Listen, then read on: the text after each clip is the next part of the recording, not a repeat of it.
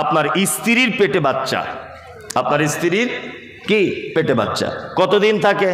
9 মাস, 9.5 মাস থাকে, তাই না? এখন 9 মাস যখন পার হয়ে গেল, আপনার বউকে আপনি ডাক্তারখানাতে নিয়ে গেছেন, ডাক্তারবাবু বলছেন যে আর মাত্র 4 দিন বাকি আছে বাচ্চা হওয়ার, 4 থেকে 5 দিন।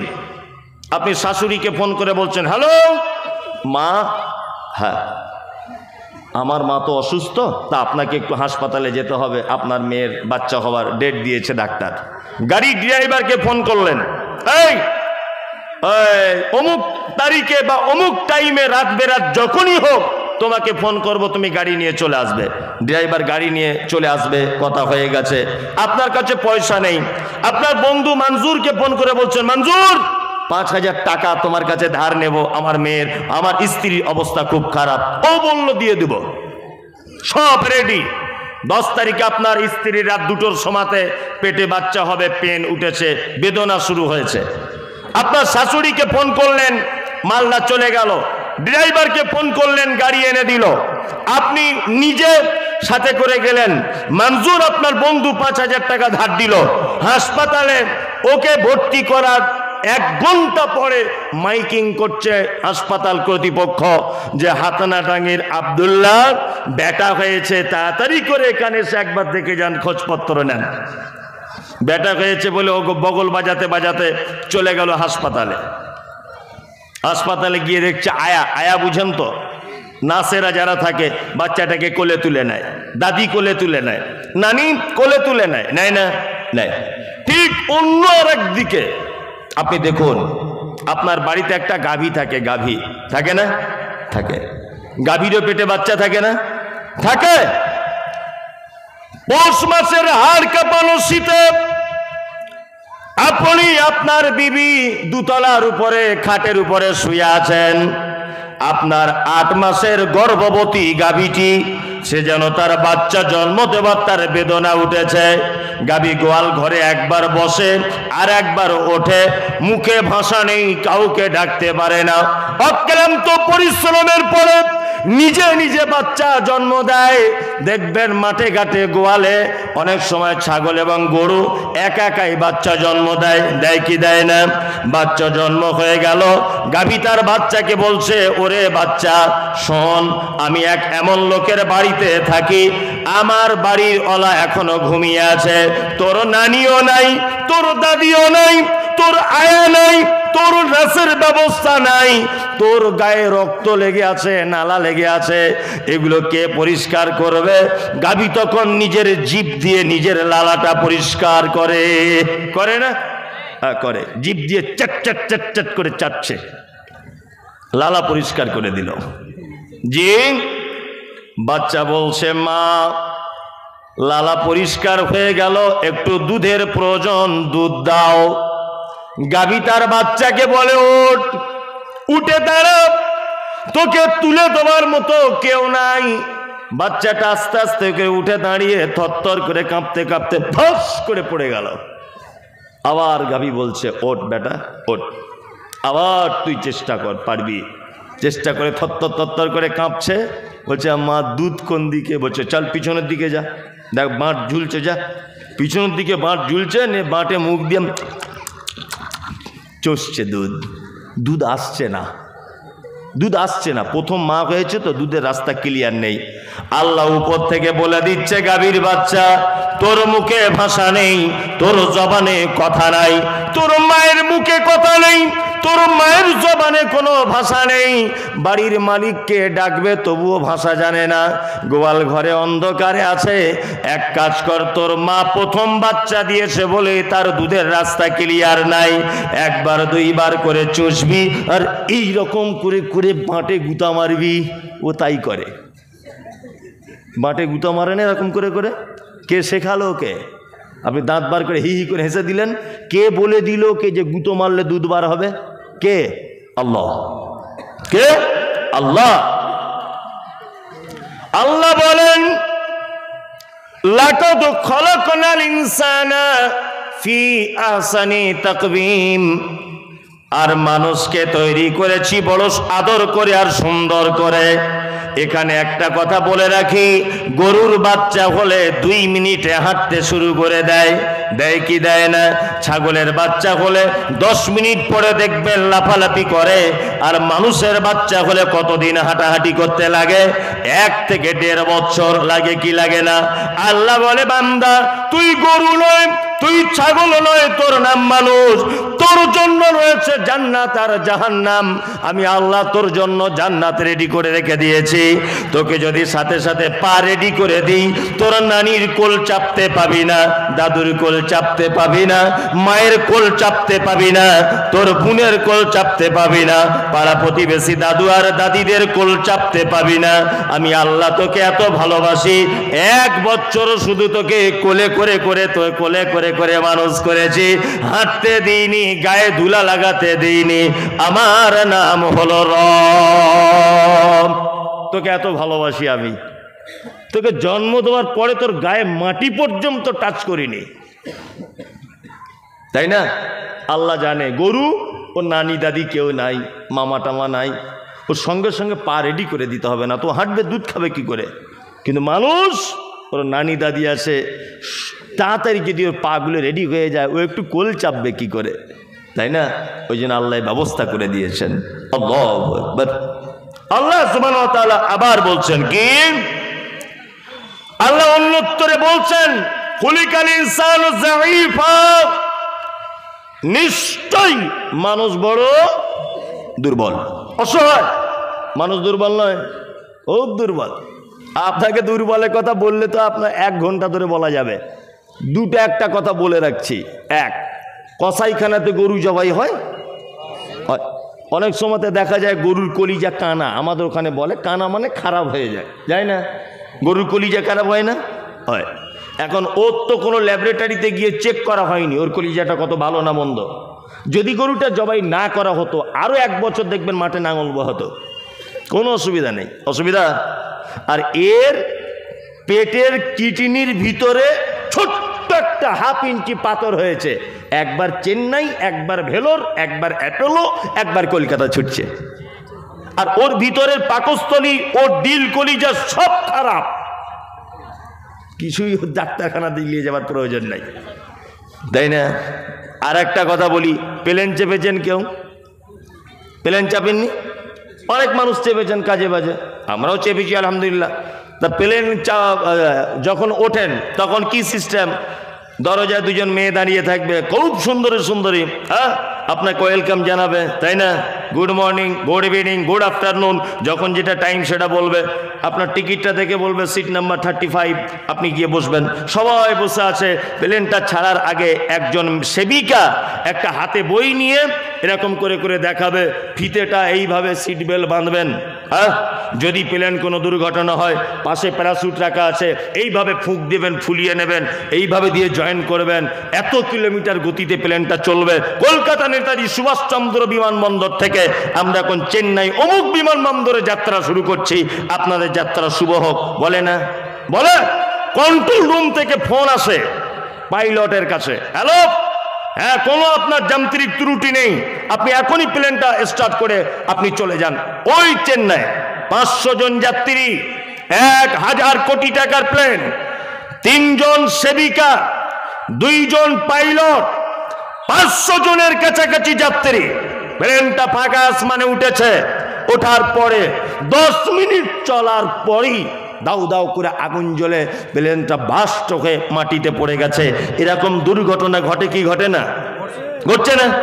আল্লাহ বলেন, পৃথিবীর মানুষ, এত দ্রুত গতিতে তোমার জ্ঞান পৌঁছে গেছে, তুমি রকেট আবিষ্কার করে দিয়েছ, তোমার জ্ঞান এত দ্রুত গতিতে পৌঁছেছে। কলকাতার হাওড়া ব্রিজ, তার তলা দিয়ে, গঙ্গার তলা দিয়ে মেট্রো ট্রেন চালু হয়ে গেছে, কিছুদিনের মধ্যে উদ্বোধন হবে। আপনার উপরে থাকবে গঙ্গা নদী, আর তলা দিয়ে পাতাল ট্রেন আসবে, আমার বাড়ির পাশ দিয়েই যাবে। এটা আবিষ্কার করা সম্ভব। চাঁদে চলে গেছে, আবিষ্কার করা সম্ভব। প্লেন আবিষ্কার করা সম্ভব, কিন্তু 1000 কোটি টাকার প্লেন আর 500 জন নিরীহ যাত্রী 10 মিনিট পরে ফাঁকা আসমানে প্লেনটা বাস্ট হয়ে নিচে পড়ে যাবে। এই 5 মিনিট আগে আর পরের ঘটনা কারো বলা ক্ষমতা নাই। এটা একমাত্র আমি আল্লাহ আমার হাতে আছে, পৃথিবীর কারো পক্ষে সম্ভব নয়। কারো পক্ষে সম্ভব না। লাইন ক্লিয়ার চলছে, 5 মিনিট পরে যে ভেঙে যাবে, এটা যদি কন্ট্রোল রুম যদি জানতে পেরে যেত যে আমার এই দামি প্লেনটা ভেঙে পড়ে যাবে, তাহলে কি তারা প্লেনটা উপরে তুলতো না। আল্লাহ বলছে 5 মিনিট পরে আগে কি হবে এটা কে বলতে পারে? আল্লাহ। না এখন কিছু আছে আবার এই ন্যাংটো বাবা না কি সব হয়েছে নতুন নতুন, হাত দেখে বলে দিচ্ছে, বলছে সাংঘাতিক ব্যাপার তো। কি ব্যাপার? বলছে না তুমি যাকে চাইছো সে আসার সম্ভাবনা আছে। চিটার বাটপার, এসব পীর ফকির যত আছে সব চিটার, সব চিটার আর বাটপার। কাজী নজরুল বলেছে ওরে পীর ফকিরের কথা যদি সত্য হতো তারা কেন ফুটপাতে ভিক ভেঙে খেত? তাদের কথা যদি সব সত্যি হবে তারা ফুটপাতে কেন ভিক মাংছে? আর মাজার মাঠের মাঝখানে করে না, ঠিক মেন রোডের ধারে করেছে, যাতে লোক যেতে গিয়ে পয়সা ছুঁড়ে দেয়, কালেকশনটা ভালো হয়। আর চিটার কোথাকারে মানুষের কাছে ইমান নষ্ট করে দিচ্ছে। নষ্ট করছে না এগুলো? সব ইমান নষ্ট করছে। 1 মিনিট আগে পিছের কোনো কথা কেউ বলতে পারবে? কে পারবে? কে? আল্লাহ। আল্লাহ বলছেন খুলিকাল ইনসানু যায়ীফা। পৃথিবীতে তোমার অর্থ, দলীয় দাপট, টাকা পয়সা, সম্ভ্রম, তোমার আভিজাত্য, তোমার লাঠি পাটি, তোমার সমস্ত কিছু থাকার পরও 1 সেকেন্ডের কথা তুমি বলার তোমার ক্ষমতা নেই। মানুষ দুর্বল। তারপরে আল্লাহ তাআলা বলছেন কি? আল্লাহ বলছেন উলাইকা কাল আনআম বাল হুম আযাল উলাইকা হুমুল গাফিলুন। তাই না? সমস্ত মানুষের ব্যাপারে আল্লাহ বলছেন ওরা চতুষ্পদ জানোয়ার, তার থেকেও নিকৃষ্ট। দেখুন কাজী নজরুল একটা কথা বলেছে, দৈত্য দানব যা কিছু সব পারবে তুমি হতে, মানুষ সবার এখনো অনেক তোমার বাকি। একটা মানুষ তার চরিত্রে, তার ব্যবহারে কুকুরের সঙ্গে মিলে যাবে। একটা মানুষ তার চরিত্র, তার ব্যবহার গরু ছাগলের সঙ্গে মিলে যাবে। কিন্তু একটা মানুষ হওয়া খুব বড় কঠিন, তাই না? জি। এই দেখুন একটা কথা আপনাকে বলি, খুব ভালো করে বোঝার চেষ্টা করুন। আর রাত তো অনেক হয়েছে, আর মানুষের একটা বড় গুণ, 9টা না বাজলে আসে না, 11টা বাজলে থাকে না। তো যত দামি বক্তাই হোক, তাই না? আলহামদুলিল্লাহ যারা বসে আছেন ও দুজনেও যদি বসে থাকেন তবু আমি বলবো সমস্যা নেই। যার ভালো লাগবে না সে চলে যাবে, আর যারা বিড়ি টিড়ি খান তার একবার ঘুরিয়ে এসে আবার বসবেন। আমি বুঝতে পারছি কিছু লোক এরকম আছে, 2 টান মেরে দিয়ে আবার আসছে, আছে না? আছে আলহামদুলিল্লাহ। যাই হোক, আপনাকে যেটা বলছি সেটা হচ্ছে এই যে আপনাদের স্ত্রীরা বাড়িতে তরকারি যখন কাটে ওই একটা পাত্রে রাখে না, ওটা কি বলে? বাটি। আমাদের 24 পরগনা ভাষায় বলে কি চুপড়ি। মানে এক দেশের বলি আর এক দেশের গালি। একটা কথা মনে পড়ে গেল, আজ থেকে 10, 12, 15 বছর আগে বাংলাদেশে প্রোগ্রাম করতে যাচ্ছিলাম। বাংলাদেশে তা প্রোগ্রাম করতে যাচ্ছি, তখন ওই আমার পাসপোর্ট কিছু ছিল না, এমনিতেই ফোনে যোগাযোগ করে যাচ্ছি। তা ওই পারে আমাকে যে নিয়ে যাবে, রিসিভ করবে, তার নাম হাফেজ হুমায়ুন কবির। তা আমি এই পারে দাঁড়িয়ে নদী পার হয়ে চলে যাব, তখন অত কড়াকড়ি কিছু ছিল না। তা আমি হাফেজ সাহেবকে ফোন করছি, হাফেজ সাহেব ওই পার থেকে এবার কিসে যাব? তো আমাকে বলছে হুজুর আপনাকে হেলিকপ্টারে করে নিয়ে যাব। তো মনে মনে ভাবছি আলহামদুলিল্লাহ, জীবনে হেলিকপ্টার চোখেই দেখিনি, চাপা দূরের কথা। না আমি আবার মোস্তানি করে আমার বহুকে ফোন লাগিয়ে দিয়েছি, এ দেখো নসিব করে আসতে হয়, আজকে হেলিকপ্টার চাপবো আমি ইনশাল্লাহ। নিয়ে জামা যা পরেছিলাম ওই জামাগুলো চেঞ্জ করে এবার বেশ ভালো জামাটা বা পাগড়ি টাগড়ি বেঁধে নিলাম, বুঝলেন না? হাতে ঘড়ি টড়ি পরে আগে জুত করে রেডি হয়ে নিলাম, হেলিকপ্টার উঠবো বলে কথা। এখন ওই পারে নদীটা পার হয়ে গেছে, একজন আমাকে চড়াই করে পার করেছে আর কি। তা ওকে আবার ফোন করে বলছি ভাই হেলিকপ্টার আসছে না তো? বলছে পাঠিয়ে দিয়েছি। তা আমার একটা মনে হচ্ছে যে হেলিকপ্টার এলে তো অন্তত আওয়াজটাও হবে, 4-5 কিলোমিটার দূরে আওয়াজ হয় না ফাটফাট ফাটফাট করে, তা আওয়াজটা তো পাবো, তাও তো পাই না। আর একটা কথা, হেলিকপ্টার নামারও তো একটা মাঠের ব্যবস্থা থাকে, হ্যাঁ, আর আমি দাঁড়িয়ে আছি এক বাঁশ বাগানের পাশে, মনে মনে ভাবছি জি আমার কেমন হেলিকপ্টার রে ভাই। তো খুব মানে মনে আনন্দ যেমন টেনশনও তেমন, দুটোই কাজ করছে আর কি, মানে আনন্দের থেকে টেনশন বেশি। এখন 10-20 মিনিট পরে দেখছি একটা লোক এসেছে, ওই মানে কি বলে ওটা, ওই সাইকেল না সাইকেল জাতীয় রকম একটা গাড়ি, আগেকার দিনে বাংলাদেশে থাকতো। পিছনে দেখছি এইরকম করে দুটো ক্যারিয়ারে দুটো বাঁশ বাঁধা আছে, আর এইরকম করে একটা বাঁশ। বলছে হুজুর বসুন। বলছি আস্তাগফিরুল্লাহ, নতুন জামা ছিঁড়ে যাওয়ার কাপড়ে আমি এটা কেন বসবো? বলছে হুজুর এইটারই নাম হেলিকপ্টার। আস্তাগফিরুল্লাহ, এক দেশের বলি আর এক দেশের গালি। যে ভ্যানটা আপনাদের এখানে ভটভট ভটভট করে চলে ওটা কি নাম? বুটবুটি। হুগলি জেলায় কোনো বন্ধু থাকলে জিজ্ঞাসা করুন, হুগলির মানুষ বলে শয়তান ভ্যান। দেখুন হুগলি জেলা কেউ আছেন? গেছে, শয়তান ভ্যান, ওর নামই শয়তান ভ্যান। মানে এক এক জায়গায় এক এক রকমের কি কথাবার্তা, তাই না? জি, যাই হোক, যে কথা বলছিলাম সেটা হচ্ছে এই, আল্লাহ সুবহানাহু ওয়া তাআলা বলছেন যে মানুষ চতুষ্পদ প্রাণীর থেকে নিকৃষ্ট। তা আপনার স্ত্রী তরকারি মানে বটিতে করে কেটে যে বাটিটায় রাখে, সেই বাটিটায় তরকারি রাখছে কেটে, আর আপনার বাড়ির একটা ছাগল ছিল, ছাগলটা বারবার তরকারিতে মুখ দিচ্ছে আর খেয়ে পালাচ্ছে। আপনার স্ত্রী কোনোদিন বিরক্ত হয়ে বলে এই তুই ছাগল না অছাগল রে? এটা বলে না। কোনো চাষিকে দেখেছেন গরুটা মাঠে যাচ্ছে না বলে মারছে আর বলছে তুই গরু না অগরু রে? এটা বলে না। আমি এখানে বসে আছি, এই লোকটা বসে আছে, একে বারবার যদি এরকম গুতা মারি, বারবার যদি গুতা মারি, বারবার যদি মারি, ও এক পর্যায়ে কি বলবে? শালা মানুষ না অমানুষ রে? বলবে না? তার মানে বোঝা যায় গরু জন্ম থেকেই গরু, ছাগল জন্ম থেকেই ছাগল। ওকে ছাগল হওয়ার জন্য কিছু শিখতে হয় না, গরুকে গরু হওয়ার জন্য কিছু শিখতে হয় না, হয় না। কিন্তু মানুষকে মানুষ হতে গেলে কিছু শিখতে হয়। ছাত্রকে ওই জন্য মাস্টার মারে আর কি বলে, এই মানুষ হ তুই, বলে না? তার মানে মানুষ হতে গেলে কিছু শিখতে হয়। মানুষের কৃতকর্ম এত খারাপ, আল্লাহ সুবহানাহু ওয়া তাআলা বলছেন উলাইকা কাল আনআম, এরা চতুষ্পদ প্রাণীদের থেকে নিকৃষ্ট। আচ্ছা, এবার আপনাদেরকে আর একটা কথা বলি, খুব মাথায় ভালো করে ঢুকবে। আচ্ছা, মানুষ যারা মুসলিম কাদের বলে? যে তার রবের আদেশ এবং নিষেধ সর্বকিছু তার উপরে কি সঁপে দেয়, সে কি মুসলিম। এক কথায় যে তার রবের আদেশ এবং নিষেধকে মেনে চলে, এ কি মুসলিম, তাই না? আচ্ছা বলুন তো, মানুষ হিন্দু মুসলিম জৈন খ্রিস্টান ইহুদিন নাসারা হাঁড়ি চুয়ার চামার বাগদি ছুতর মেথর এটা ওটা সবই আছে না? অনেক দলভাগ আছে, হানাফি সাফি মালিকি হাম্বলি দেওবন্দি জামাত ইসলামী পাতুচাপড়ি আজমিরি কাশ্মীরি ফুরফুরা অমুক তমুক হাবিজাবি অনেক আছে না? আছে। তাহলে মানুষের ভিতরে এত দ্বিধাদ্বন্দ্ব। আচ্ছা বলুন তো, গরুরা ছাগলরা এরা হিন্দু মুসলমান কি এরা জানা আছে কারুর? মুরগি সব মুসলিমেরা।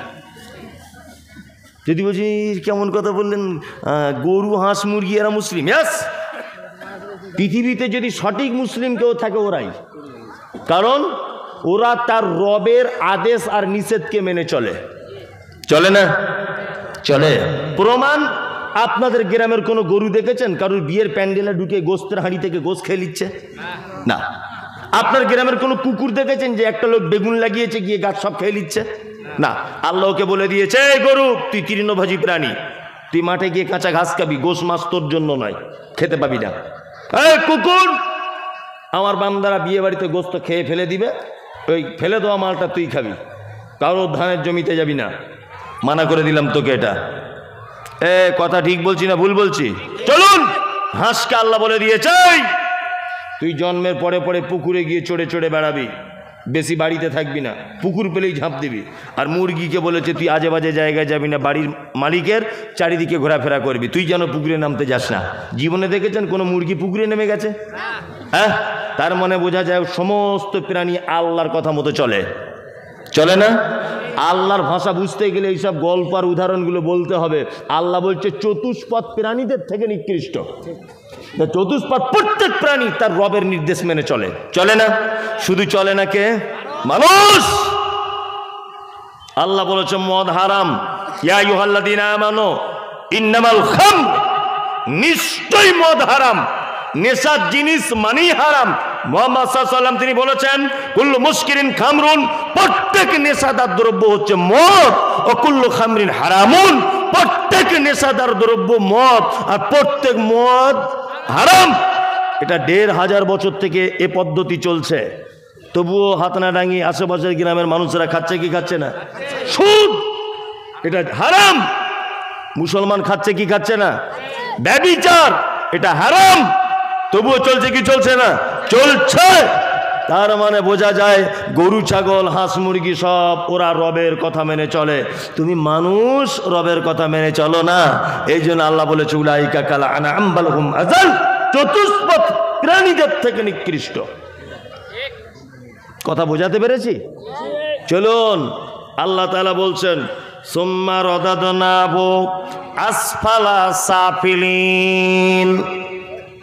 সুন্দর করে বানিয়েছি মানুষকে, এটা ঠিক, কিন্তু এমন একটা দিন তার জীবনে আসবে তাকে আবার নিম্ন স্তরে আমি এসে পৌঁছে দিব।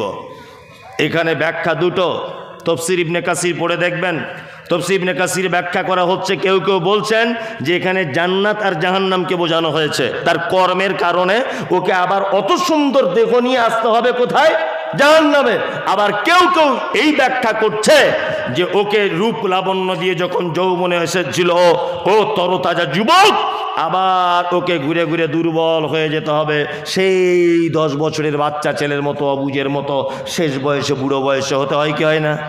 এখানে মূল কথা ওটা নয়, মূল ব্যাখ্যা হচ্ছে এই। তাফসীর আহসানুল বায়ান দেখবেন, মূল ব্যাখ্যা হচ্ছে এই যে মানুষ তার কৃত কর্মের কারণে আবার আল্লাহ সুবহানাহু ওয়া তাআলা স্থান পরিবর্তন করে তাকে দিবে কোথায়? জাহান্নাম। জাহান্নাম যাবে না কারা? আল্লাহ তাআলা বলছেন ইল্লাল্লাযীনা আমানু, যারা ঈমান এনেছে অর্থাৎ মুমিন, ওয়া আমিলুস সালিহাত, যারা সৎ কাজ করবে তারা। জাহান্নাম থেকে বাঁচবে কারা? আর ঈমান যারা মুমিন হবে। মুমিন বুঝেন তো কাকে বলে? বুঝেন মুমিন? তাহলে বলে দিই, মুমিনের একটা ডেফিনিশন শুধু শুনে নেন। আল্লাহ বলছেন ইন্নামাল মুমিনুনাল্লাযীনা ইযা যুকিরাল্লাহু ওয়াজিলাত কুলুবুহুম ওয়া ইযা তুলিয়াত আলাইহিম আয়াতুহু যাদাতুহুম ঈমানা ওয়া আলা রাব্বিহিম ইয়াতাওয়াক্কালুন। মুমিন হলো তারা যারা ভুল করবে, অন্যায় করবে, অপরাধ করবে, রাতের অন্ধকারে অপরাধ করবে, দিনের দিবালোকে আল্লাহর কথা স্মরণ হয়ে যাবে আর ভয়ে থরথর থরথর করে কাঁপবে। এটা হচ্ছে মুমিনের 1 নম্বরের গুণ। পাপ হবে তার দ্বারাতে, পাপ করার পরে তার মনে কি হবে? আল্লাহর ভয় চলে আসবে, তাই না? 2 আয়াতুহু যাদাতুহুম ঈমানা, তার সামনে যখন আয়াত নিদর্শনাবলী তার সামনে যখন উপস্থাপন করা হবে তার ঈমান কি হবে? বেড়ে যাবে।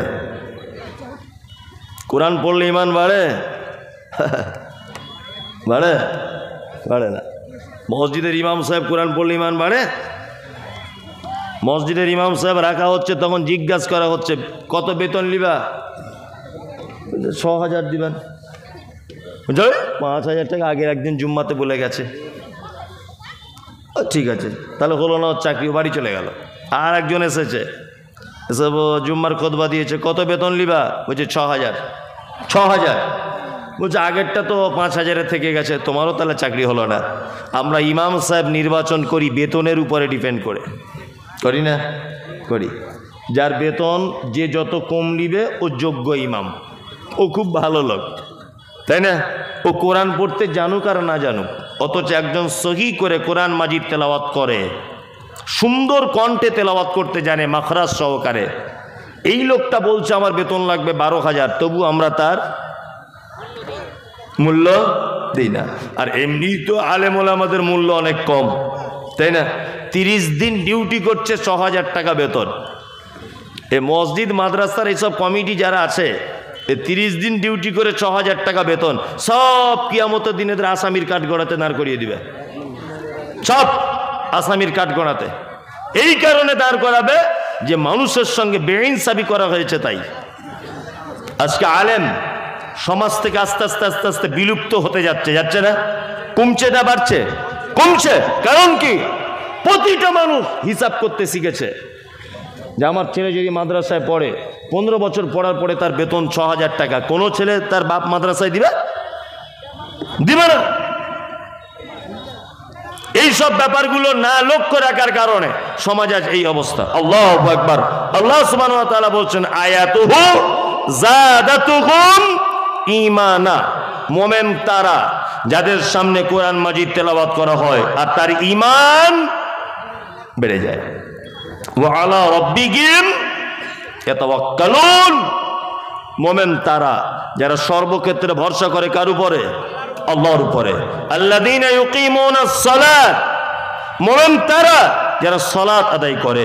ওয়া মিম্মা রাযাকনাহুম ইউনফিকুন। আর কি করে মুমিন? আল্লাহর রাস্তায় দান করে, তাকে যে রুজি দেওয়া হয়েছে, তাই না? আল্লাহ সুবহানাহু ওয়া তাআলা এখানে শব্দ ব্যবহার করছেন ইল্লাল্লাযীনা আমানু। এখনকার জলসা 12টা পর্যন্তই শেষ, তারপরে আর বক্তব্য দিলে মানুষ উঠে চলে গেলে এ তো মানুষের দোষ নয়, এটা আমার দোষ আর পরিচালনা কমিটির দোষ, বুঝলেন? 12টা বেজে গেলে আর লোক থাকবে না। ওই জন্য প্রত্যেক জলসা 2টা করে বক্তা নিতে হবে, একজন আদায় করবে, একজন বক্তব্য দিবে, শেষ। এই দুনিয়ার বক্তা নিয়ে টাইম মেনটেন্স হবে না। আমি কলকাতা থেকে আসছি, কিছু কথা গুরুত্বপূর্ণ হয়তো বলবো, এই যে মানুষ উঠতে শুরু করেছে, এটা আর এনার্জি নেই। এখন যে আমি বক্তব্য রাখছি আমি নিজেই বুঝতে পারছি না কি বলছি, মানে হয় না এরকম ভাবে। ঠিক মানে সময় মেনটেন্স না করতে পারলে খুব মুশকিল, তাই না? খুব মুশকিল। 10টাতে প্রধান বক্তা উঠবে, যেই হোক, 12টা শেষ।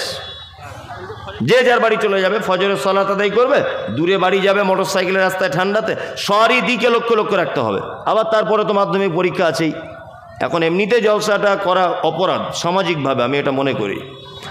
আমিও তার মধ্যে অপরাধীদের ভিতরে একজন, যে আমি জলসাটা করতে এসেছি, তাই না?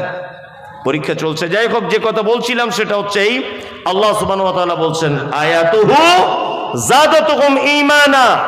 মুমিন তারা যাদের সামনে কোরআন তেলাওয়াত করা হবে, আল্লাহ তাআলা বলছেন ইল্লাল্লাযীনা আমানু ওয়া আমিলুস সালিহাত। যারা নেক কাজ করে, এরা কি করবে?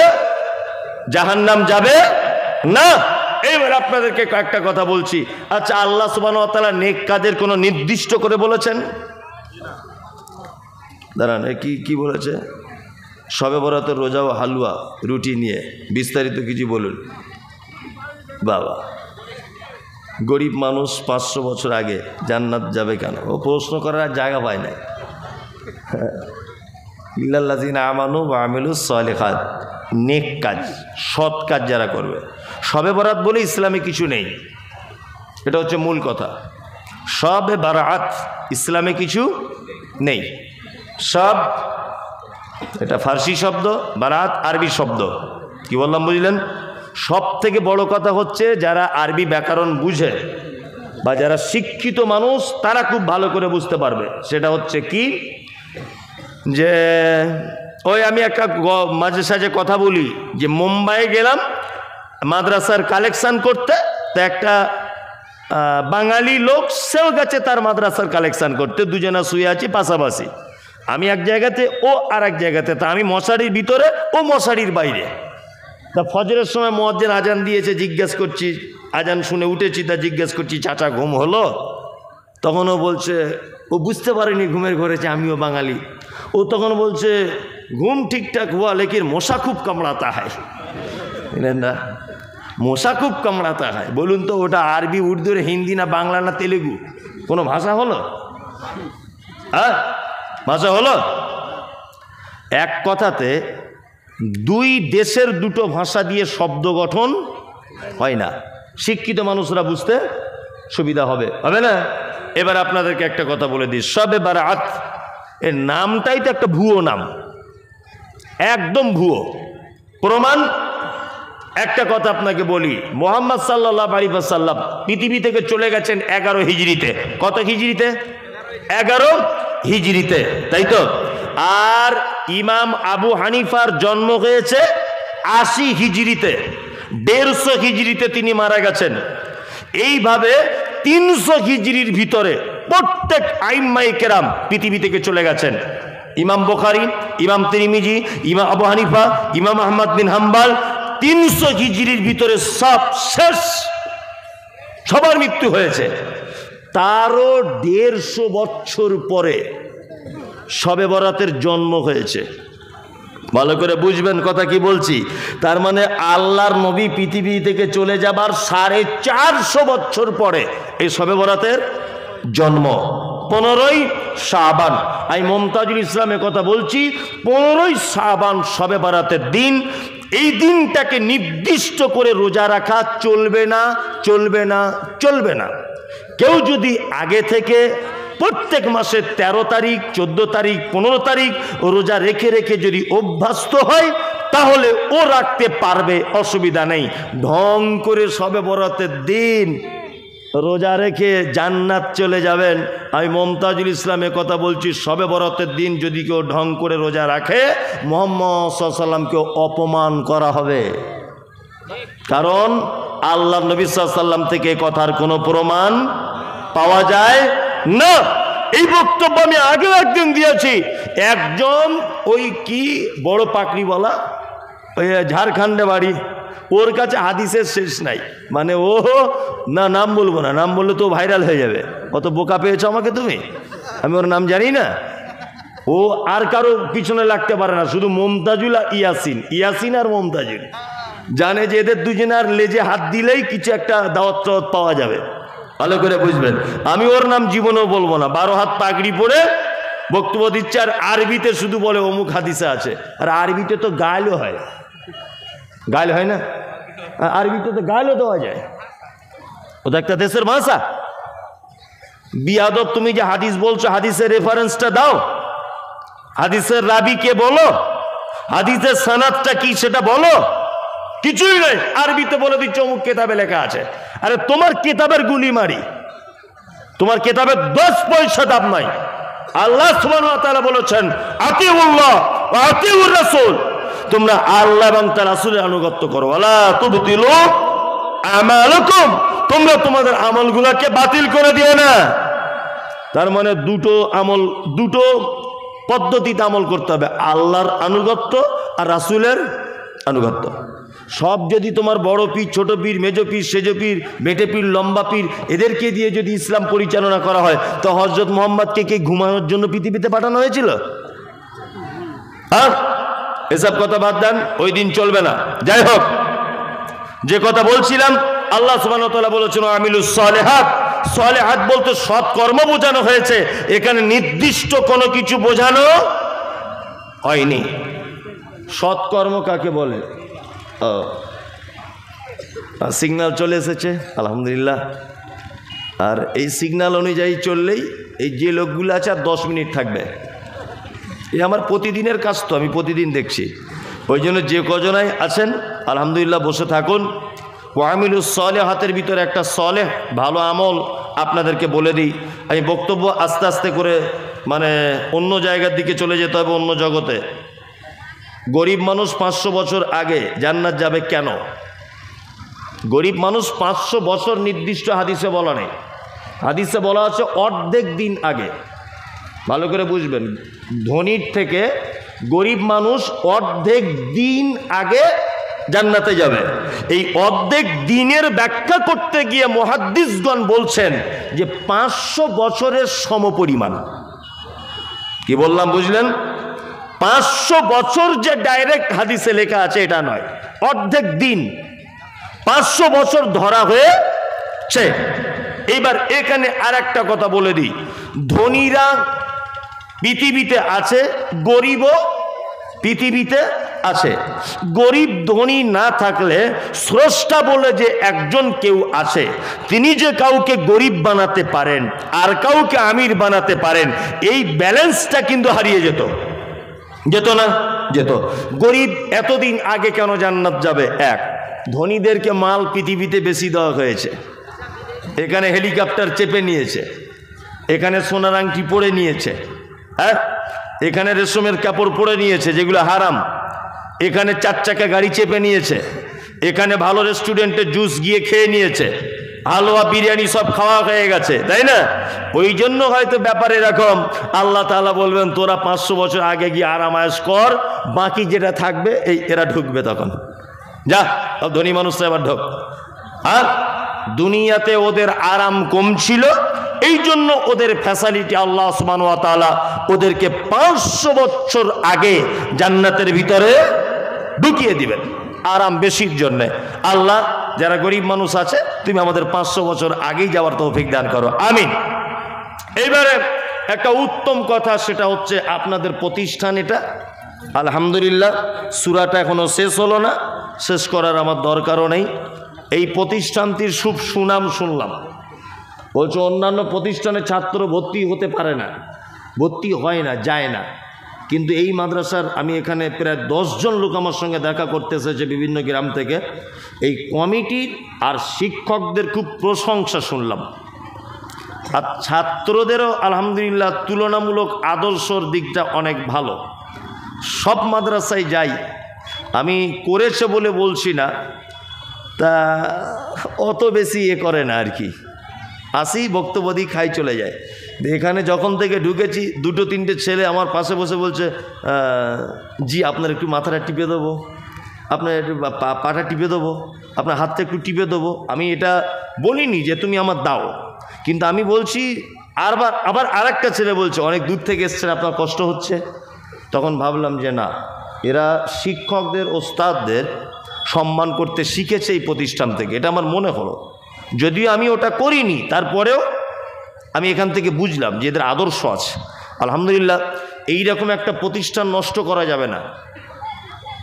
গ্রামের মানুষ যারা বরকত পেতে চান, আল্লাহর পক্ষ থেকে রহমত যারা পেতে চান, আমি বলবো আপনার জীবনের সমস্ত কল্যাণ কোরআন তেলাওয়াতের মাধ্যমেই সম্ভব।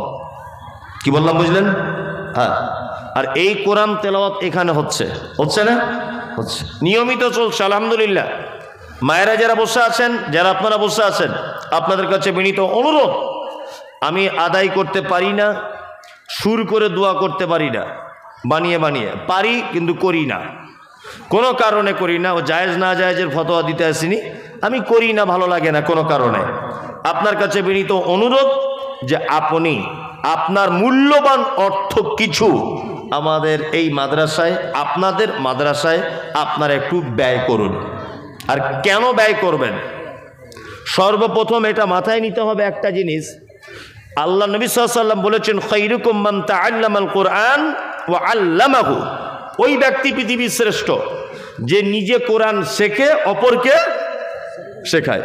এই হাদিসটা আমরা সবসময় আলেম ওলামারা বলি, কিন্তু তার আগে আমাদের আর একটা জিনিস বুঝতে হবে, সেটা হচ্ছে এই শেখা আর শেখানো এর মূল যে জায়গাটা, সেটা হচ্ছে কোন জায়গা? মাদ্রাসা। আপনি যদি ভালো ফল খেতে চান তাহলে গাছ লাগাতে হবে, তাই না? তো এটা হচ্ছে গাছ। কোরআন শেখা এবং শেখানোর থেকেও আগে হচ্ছে শেখানোর ঘরটা তৈরি করা, তাই না?